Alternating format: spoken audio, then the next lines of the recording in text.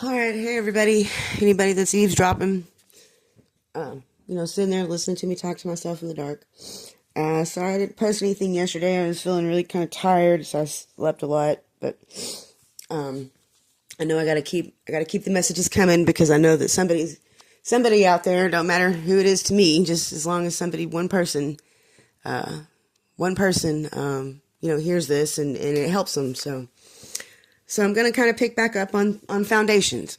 You know, so I've already talked about how to repair your foundation of who you are, and the first step in that I'm gonna say is I've already said is to ask yourself to forgive yourself for whatever shame that you carry for not being yourself. We carry shame because people tend to have a preconceived idea of the type of person that we should be. Other people do. And so then because of that preconceived idea, a lot of times they'll put expectations on us that sometimes we know about, sometimes we don't know about, and I, myself being included in that category. I have, in fact, I've placed expectations on people, and been so disappointed, whenever my expectations weren't met. And so at some point I learned to stop expecting, people to be what I expected them to be, and just started expecting them to be what they really were. And with that, it enabled me to see a lot of people through different eyes. It's like, it's a lady told me one time, a really good lady that is really close to me, and actually a big factor in a lot of things turning around in my life at one point or another. And she's not my grandmother, but she might as well be family. I have a lot of love for this lady. But she told me, she said, when people show you who they are, believe them. Believe them. And I absolutely have learned to do that. Even throughout, so many relationships that I've had with people and family over the past, my entire life. I have learned to believe people when they show me who they are, that's who they are, and that's who they're always going to be. And so sometimes you get around to observing things in people, and you have to decide, is this somebody that I still want in my life? It's this person shown me that this is what they're capable of doing because they've done it. And so they'll certainly be capable of doing it again, or should I have them in my life because I love them and I want to give them the chance through my love. If that's the only thing that they ever get from me is just my love, and support, and into being, a better person if their expectations of themselves didn't meet themselves, if that makes any sense. And so through trial and error, I've put this all to the test, and I've had to go back through my past and sift through things, and just kind of look at things. And so from patterns, I know we've kind of talked a little bit about patterns, but through their patterns, I can see, what kind of person they are, through their patterns. And so if I have a relationship with somebody who has a damaged foundation, you can definitely see the patterns of what happens in that person's life, based on not being able to repair their foundations. And so what I really want to talk about is love, self-love. That needs to be a very hardcore value, for everybody, how you love yourself is how you display that you are going to love the world. It's, everything is a projection of something else. So if you're out there and you have gotten a bad reputation, because of something that you did, or, people that you were involved with, and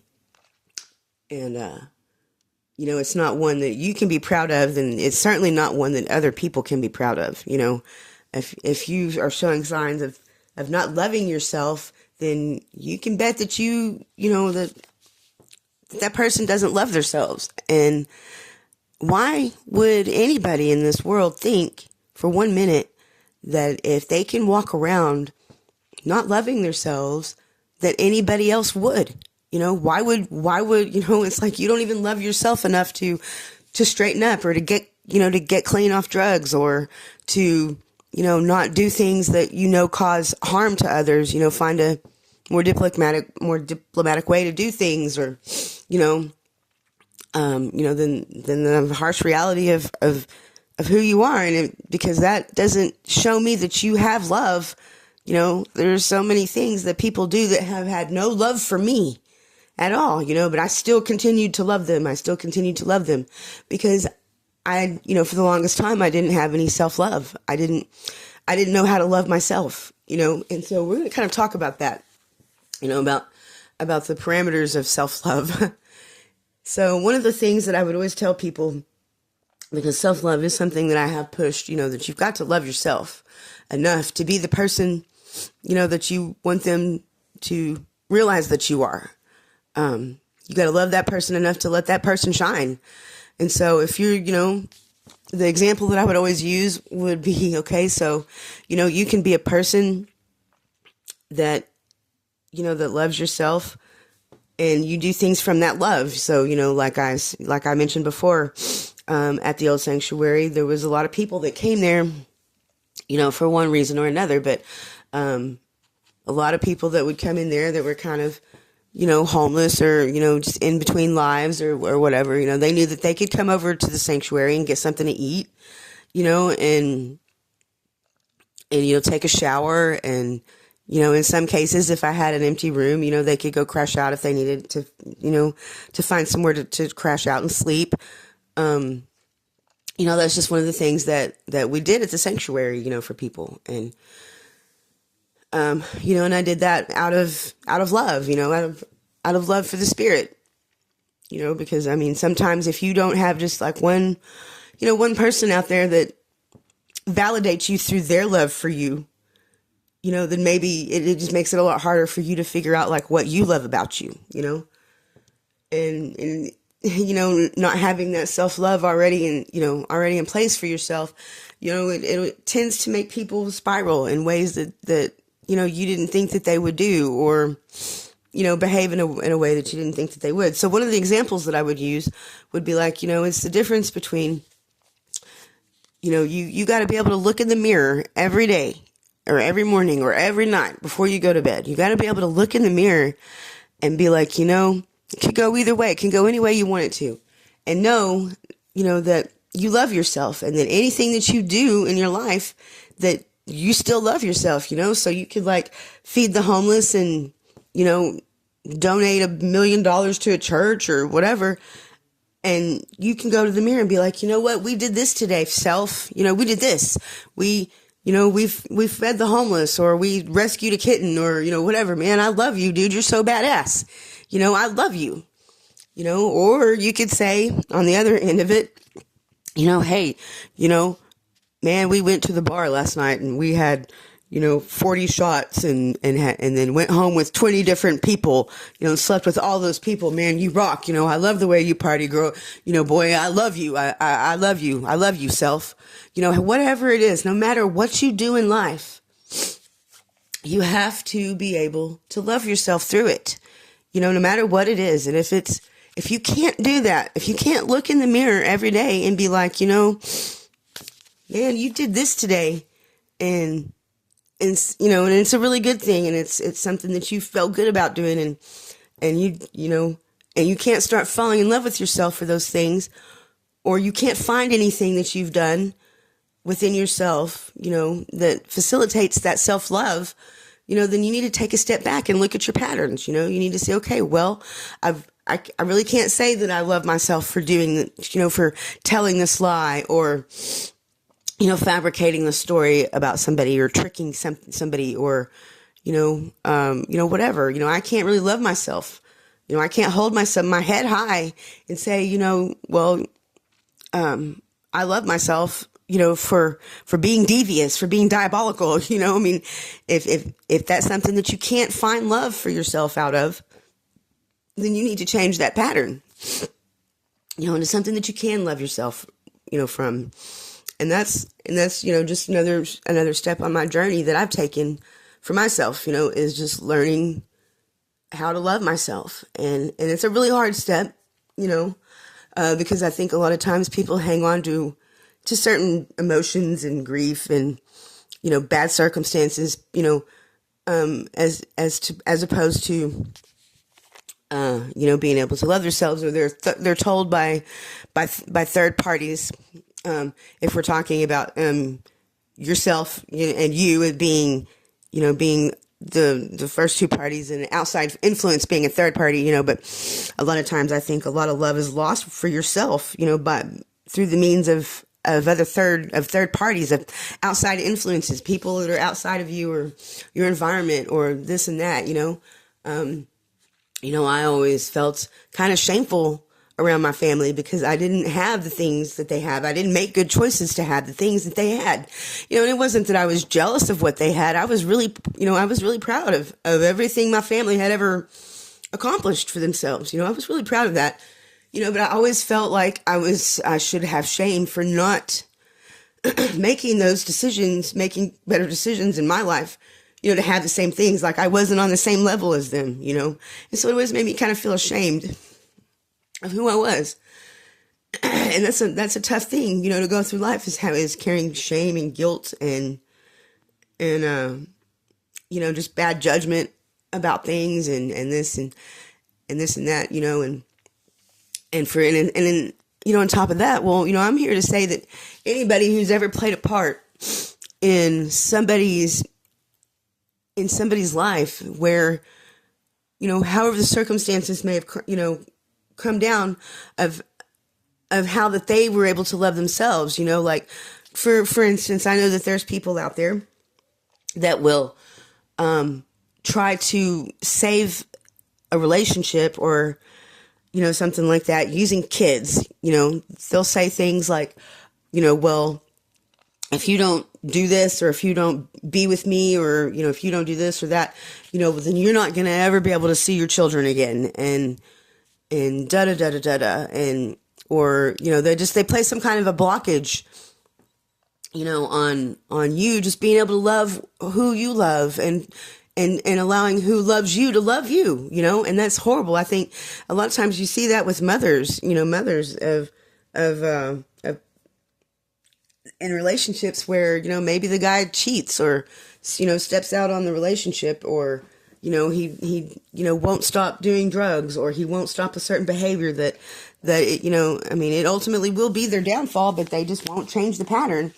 And so, they try to use the children as leverage. Well, you just won't be a part of their lives, and da da da da, and I understand that there are absolutely some circumstances that is probably in the best safety of the child. I understand that full-heartedly, but at the same time, you're still blocking love. You can't block love. You can't block the love that somebody has for somebody else, and you can't block that person from loving somebody else.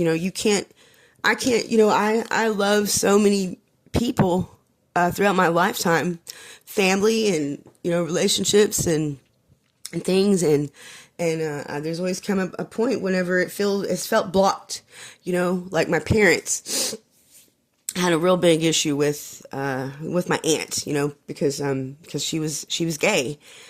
And, if you knew my family, you would know that was a big thing in my family. We were raised on hardcore Christian values, and that was a big no-no, according to their faith. And, and understandably, that's how everybody's conditioned. Everybody's conditioned to think one way or another, but it was always blocked. And so therefore there was always some kind of drama or fight over it. And so I remember, that I loved hanging out with my aunt, and I didn't care about, whatever she had going on in the bedroom. Nobody cares about that, but my family had a really big issue with that. And what's so sad is that my aunt was, she was an alcoholic. She had drug and alcohol problems real bad. And this particular person that I'm going to talk about next, she was a big part of my aunt's life. And she was her girlfriend for a long time. And I know that my family blamed a lot of my aunt's problems on this girlfriend.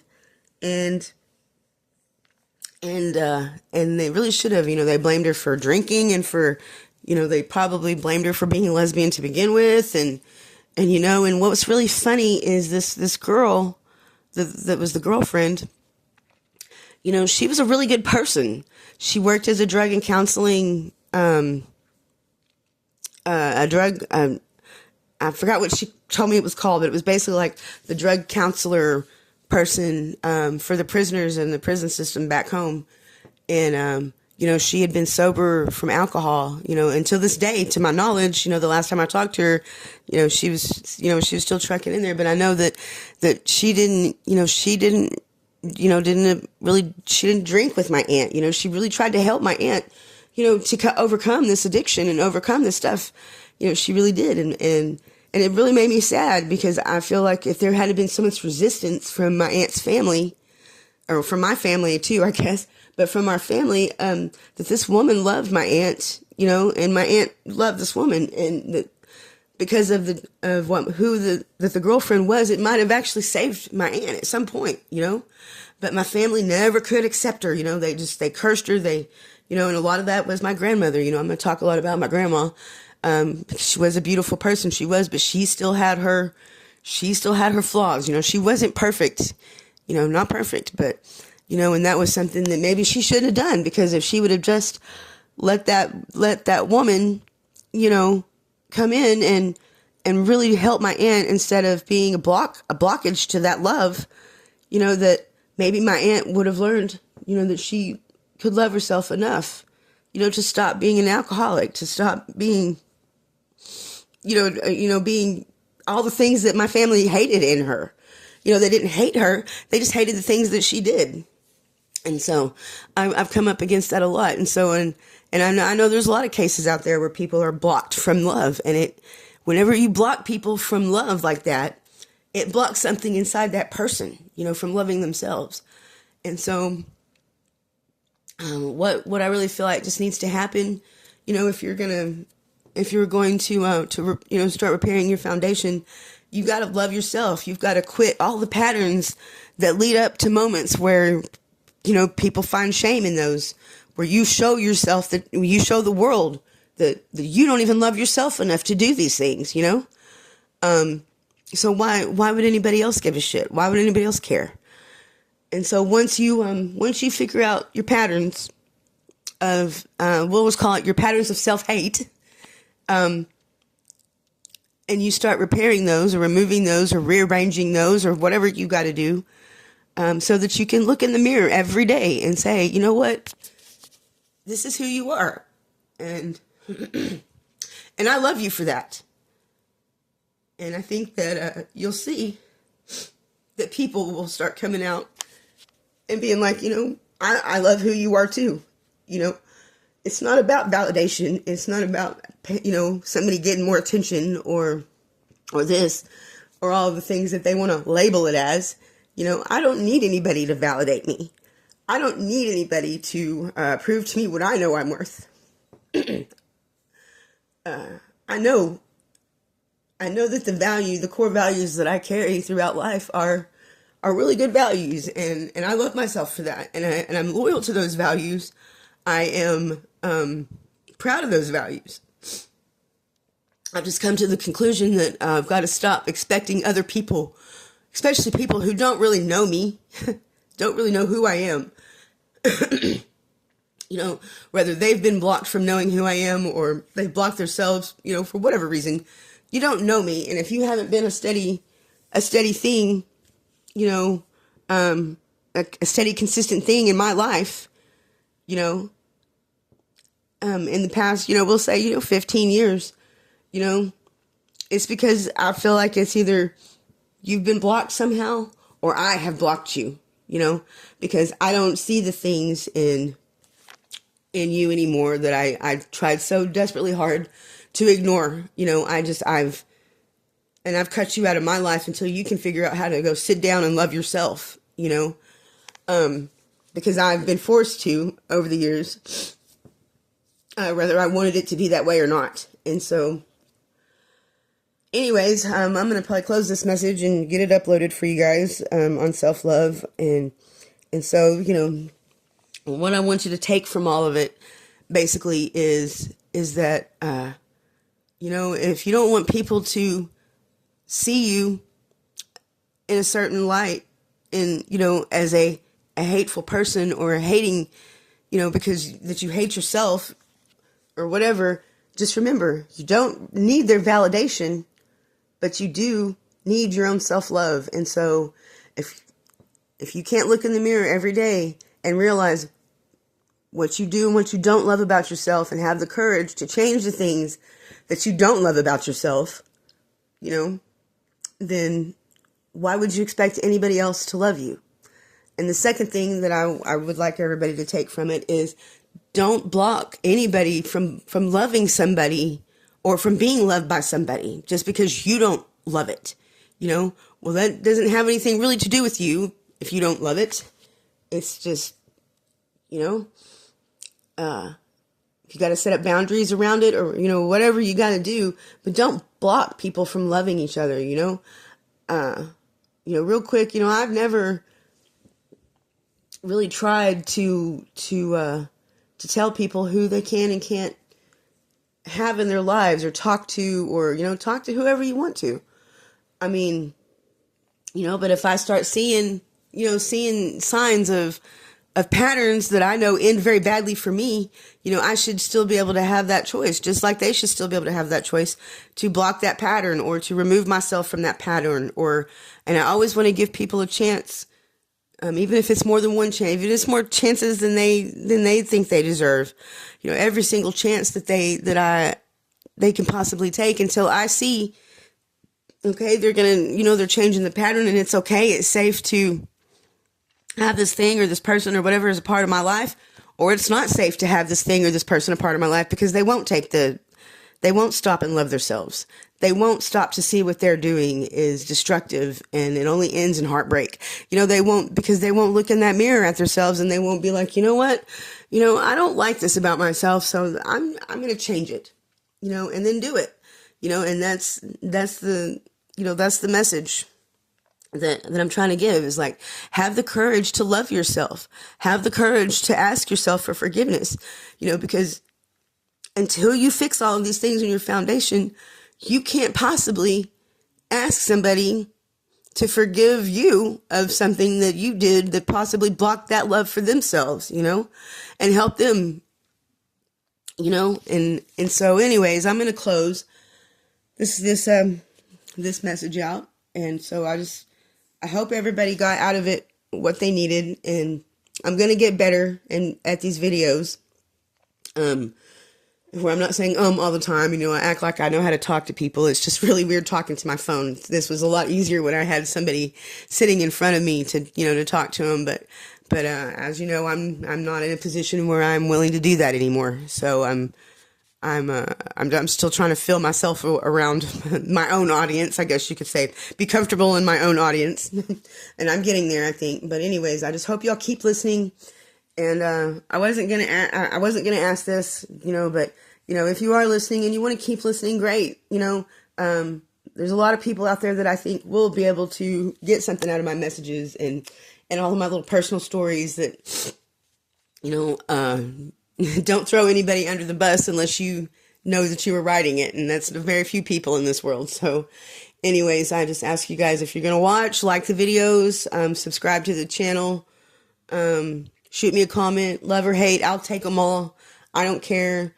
I just want my messages to get out there to people who could be sitting there talking to themselves in the dark, just like I do. So thanks, eavesdroppers, for sitting around listening to me talk to myself in the dark.